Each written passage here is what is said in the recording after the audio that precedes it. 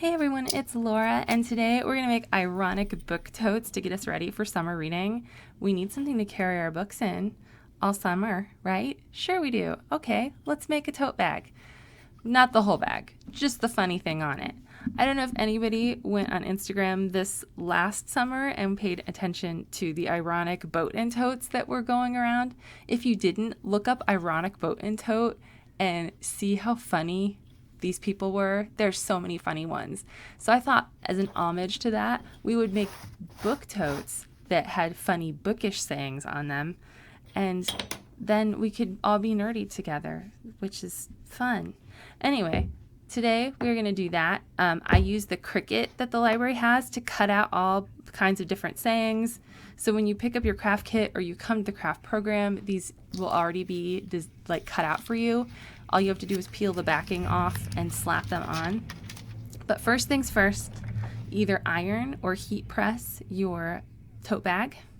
Find the center of your bag and then stick your design where you like it. I stick my design a little bit above center because it's more visible that way.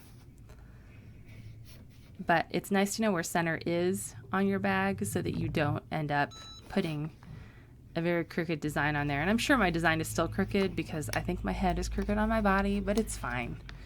I'm functional. It's okay. So you're going to put either your iron, or I'm using the Cricut Easy Press, on your design, and don't wiggle your iron around. Don't rub it over the design. Just put even firm pressure on your iron and leave it there. And if it doesn't cover the whole of your design, pick the iron up, move it a little further over, and press it for another 60 seconds or so. I put 60 seconds of pressure on each section of my design. That worked.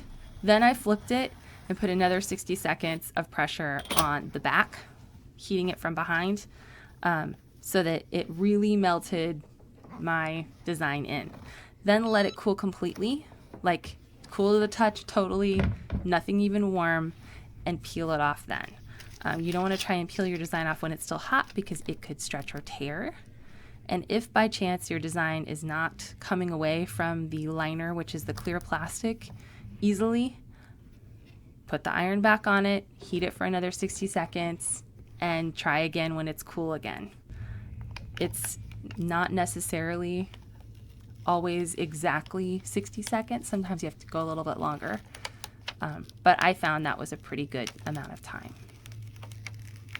So when it's cool, like now, peel that design off, fill it with books, and come visit us at the library.